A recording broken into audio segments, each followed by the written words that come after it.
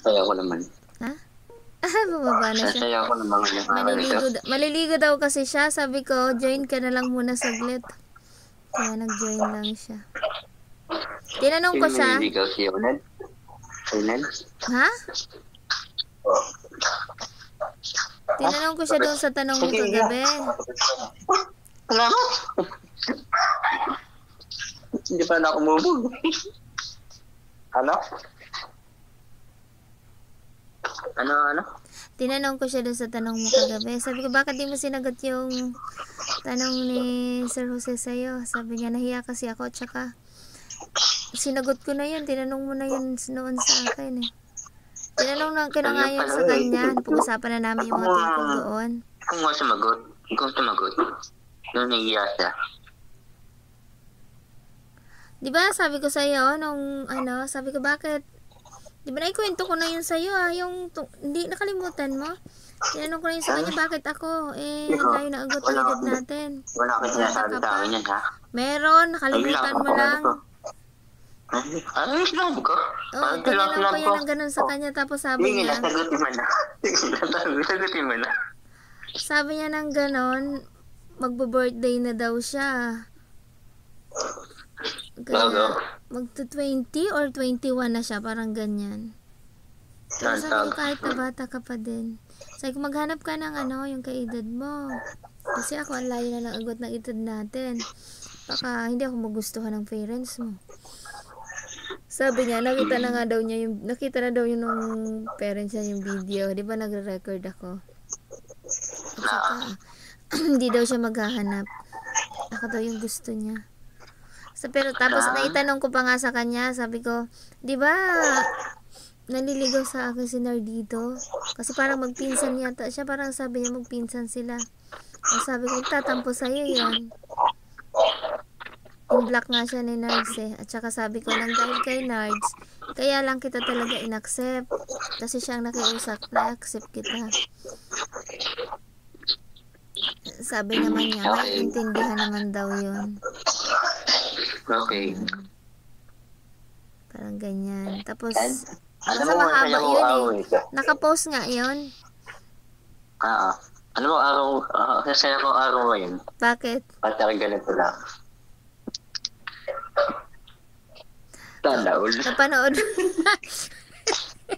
Napanood mo yung tumawag kasi pero hindi yun. Wala talaga akong wifi nung mga 4. Ang usapan namin na yun, ang pagkatapos natin pag-usap sa GBC, yung bumaba ka, di ba meron kayong, may panunuorin yata kayo, mag-i-start na yung panunuorin nyo dyan. Saka naman tumawag si Nardito. Bumaba talaga, nung bumaba si Cecilia Bruena, bumaba na rin ako. Tapos tumatawag siya. Nag-load daw talaga siya ng 100 para tuloy-tuloy kami magkausap kasi kagabi, sila, nag-inom at birthday daw, pinagbigyan lang daw niya kasi birthday nung anak nung katrabaho niya. Nag-sorry. Sabi niya, sorry, nakainom siya daw kasi birthday. At saka itong susunod yata na araw, yung kung kailan, magbo-birthday naman yung boss nila. Nakakaya naman daw na hindi siya pero konti lang naman daw. Kahit nakakala ko sa buhay, kung papayag mo, kung matutunay ako, hindi sa iya. Siya nga ang nagsabi sa akin. Sabi ko, natawa ko habang kanina tumawag siya pagising. Yung sabi mo sana all, nagpa-plus sa screen ko. Sabi ko, si Limar. Nag-message siya, nakita niya yata yung video. Tapos sabi niya, magbe-breakfast muna ako at maliligo. Tawagan mo na muna siya.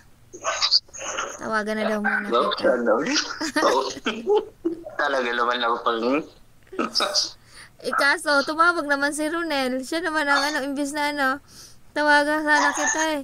Sinagot ko na lang yung tawag ni Ronel. Tapos sabi ko dito na lang, tumatawag ka, di ba kinancel ko? Sabi ko dito na lang tayong tatlo. Sabi ko kasi kay Ronel. Sabi niya, hindi, mag-aalmusal at maliligo din. Sabi ko, join ka na lang saglit.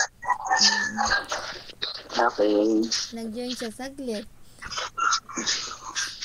Tapos sabi pa niya, sabi, matutulog ako, baby, bantayan mo ako ha. Sabi ko, bakit? Marami ka bang load? Sabi, nag-load ako ng 100 para hindi putol-putol. Kasi nahiya daw siya na pagtatawag siya, putol ng putol yung tawag niya. Hindi siya ganun yan. Hindi siya ganun yan. Pagpaputol. Mahina na signal niya.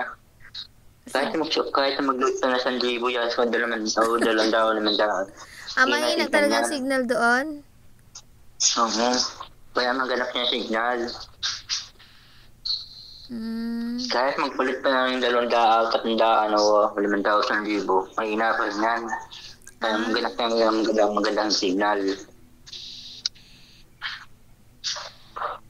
Okay lang naman. Masaya naman ako sa inyo. Nabigyan nga kayo kagabi, oh. Ha? Kaya pala tumawag sa akin. Kaya pala mo sa lubat ka naman. Please naman yun. Hindi. Grabe ka naman. Hindi talaga yun. Pagka sinasabi kong lobat talaga. Yun nga, yung usapan namin na yun, pagkatapos nga yung, di ba, nagkarintuhan tayo sa GBC. Tapos bumaba naman si Sisirab dahil sinundo na siya ni Noel. Ako naman, bumaba na din ako. Sabi ko, sige, baba na din ako. Tumatawag na sila dito. Sabi ko, kausapin ko na muna. Yun. May ginagawa talaga kayo. Yun lang yan. Di ba mahaba kasi ang record? Kunyari, mag-usap kayo ng 1 oras. Sobrang daming video na yun. Pero yung, sabi ko, lobat talaga. Kagabi lang yun. Kagabi yung tapos tumawag siya ng alas 12, nakatulog na ako kasi nag-charge ako, nalobat din ako. Mga 9 yata, nalobat na ako.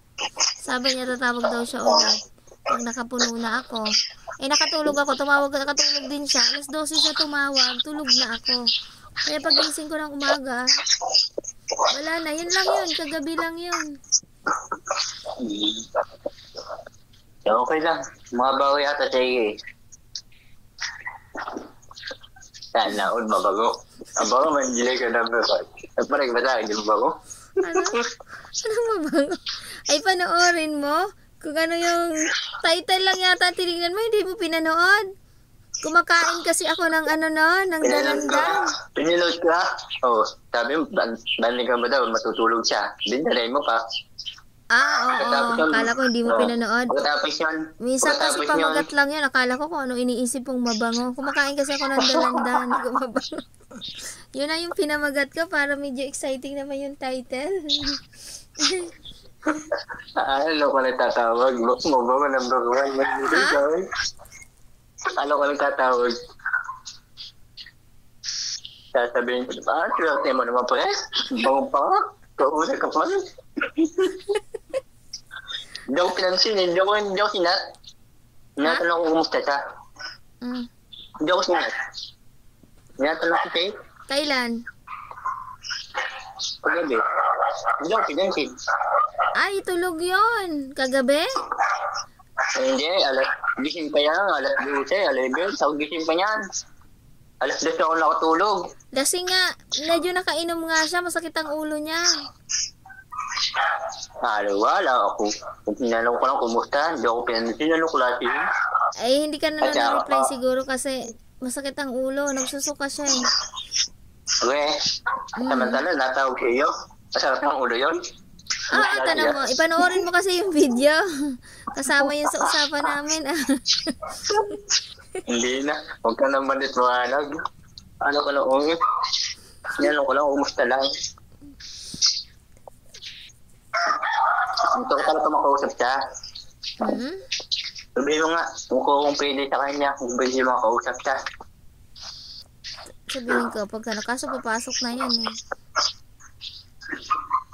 Pag may time siya. Natanong ko bakit niya ganyan kasama pa rin. Dati sa kasundo tayo ngayon, parang hindi na tayo nakasundo ah. Ano nangyari sa iyo? Dahil sa regalo ko ba o sa pagkikita namin? Hindi, kasundo na yan si Radyo, hinahanap nga niya. Sabi niya, sana si Radyo? Di mo yata kasama. Sabi ko, andito. Sabi niya, yakapin mo.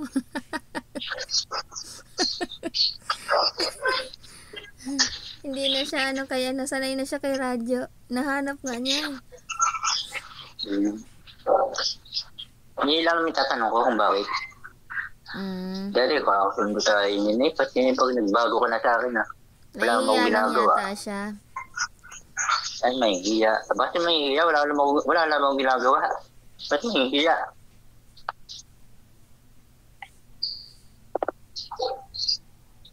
Tinatanong ko lang kung bakit niya.